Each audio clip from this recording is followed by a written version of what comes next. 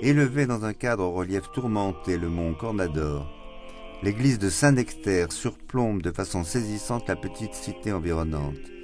Jamais édifice religieux n'a été autant l'âme d'un paysage. Construite d'un seul jet, elle a conservé, malgré les révolutions et les guerres, son aspect d'origine. Aussi complexe qu'une abbaye, avec son narthex, sa nef, son chevet, elle égale par sa qualité les plus grandes. Sa façade occidentale est extrêmement simplifiée en raison des intempéries. C'est donc son chevet qui retiendra toute notre attention. Et c'est incontestablement la partie la plus séduisante de l'édifice. Sur un fond nuancé de pierre grise, les masses de l'abside forment un magnifique mouvement ascendant qui, à partir des chapelles rayonnantes, conduit au massif du transept et au clocher octogonal.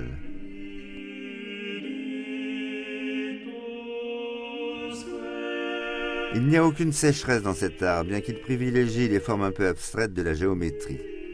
Les parties les plus diverses sont liées harmonieusement. Le pourtour de l'abside est souligné d'une arabesque de grande délicatesse, bandeaux de mosaïques et modillons à copeaux, bien répartis, complètent un simple mais admirable décor.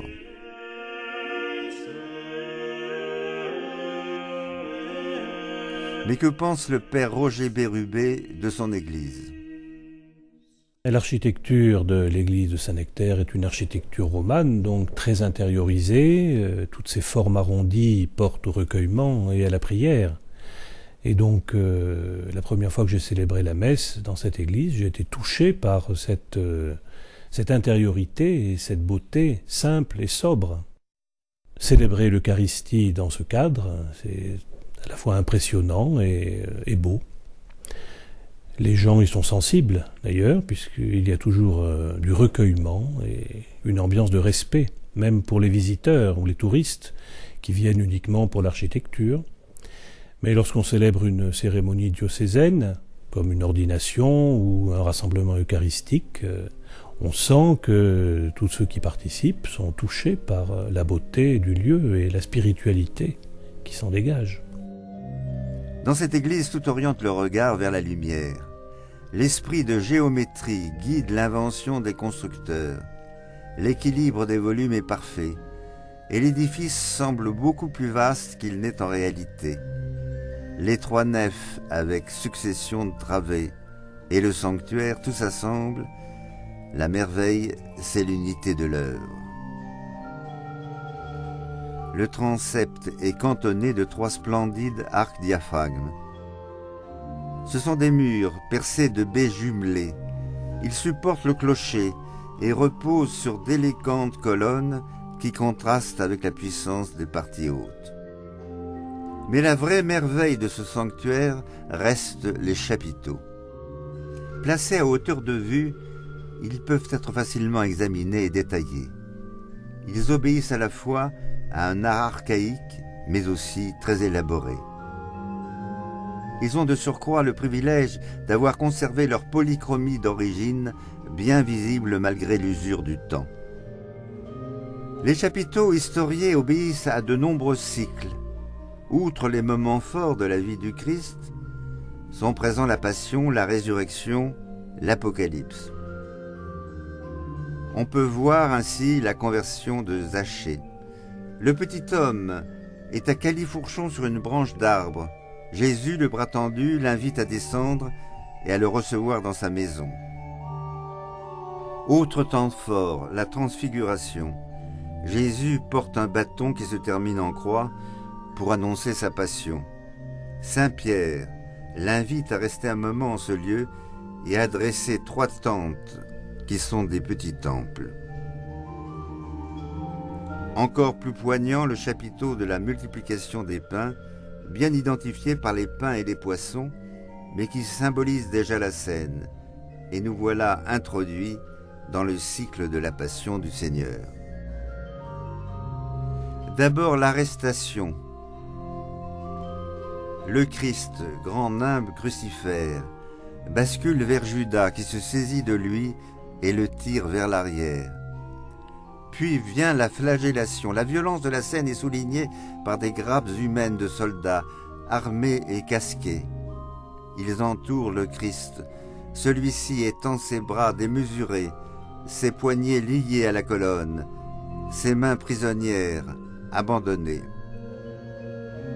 Le portement de croix est encore occupé par les soldats revêtus de cette cotte de maille.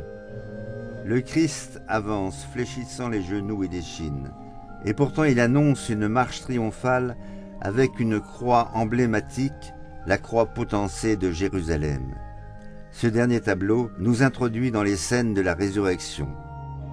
Comme à Mosa, le tombeau du Christ est figuré par un petit temple, décoré de lampes à huile et de draperies en feston.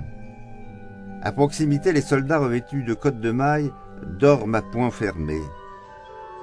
C'est alors que les saintes femmes arrivent, tout essoufflées.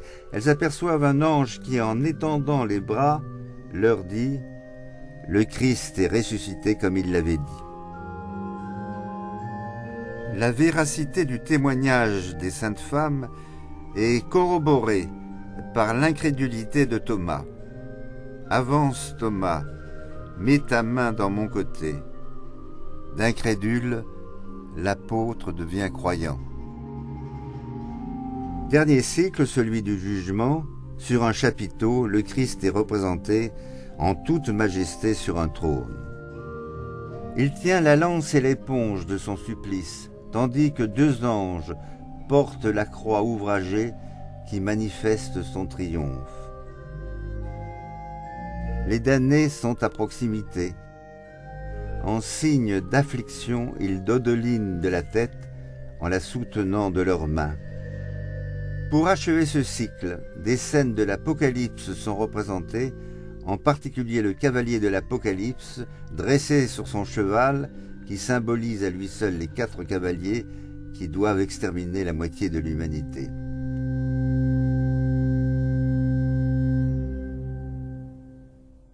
Et voici les vitraux. Ils sont du XIXe siècle, siècle souvent décrié pour n'avoir su réaliser que des copies des vitreries anciennes. Mais à Saint-Nectaire, ces vitraux sont d'un intérêt certain. La chapelle du Rosaire nous donne à voir les mystères joyeux, rassemblés comme une brassée d'épis, et où on peut distinguer l'Annonciation, la Visitation, la Nativité,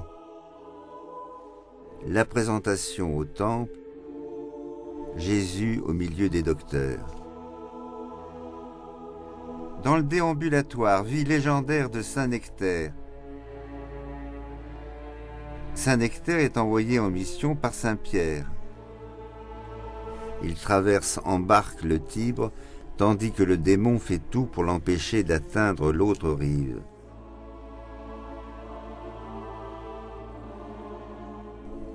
Mais l'objet le plus précieux et le plus emblématique de Saint-Nectaire est sans doute la Vierge auvergnate.